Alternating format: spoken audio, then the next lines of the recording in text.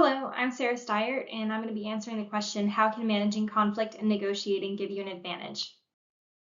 So some of the advantages of conflict when managed appropriately are open-mindedness, allowing opinions or ideas that you might not normally think, hey, that's a good one, into the room to have space, in the middle of a meeting or something.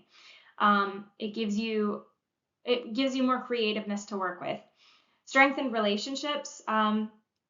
If somebody if somebody has an issue with me and it's a point of conflict, if they're able to have that conversation with me, I will have more respect for them because they came and had that conversation with me instead of allowing it to build up to a point where, instead of the specific thing becoming the issue or being the issue, all of a sudden everything I do is a problem because I annoy this person so badly because they weren't able to say, hey, this thing you're doing is wrong, or it bothers me, or I don't like when you do this, whatever the case is, they weren't able to come and approach me at the time. So I think having those tough conversations, that is growth, and that is on this list as well. It helps people to grow, to have those conversations that are uncomfortable, take you out of where you feel you do your best at. And I think that allows relationships to grow. Innovation. So again, I think that these kind of all go hand in hand with each other. So innovation and open-mindedness strengthen relationships and growth. Innovation, again, conflict is healthy when it's not, when it's addressed appropriately and when it is handled appropriately. It can lead to creativity. It can lead to increased productivity as long as it's handled properly. So those are the advantages.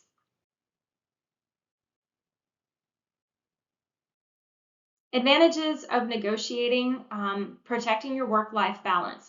So if your manager comes along and they have a lot of extra projects or they want you to take on extra roles, the ability to negotiate is incredibly important to getting your salary raised, getting better benefits, or maybe you can negotiate for something else.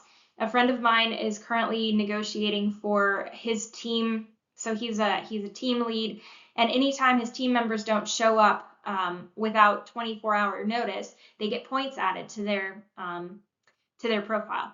If they get to 4 points, they're fireable.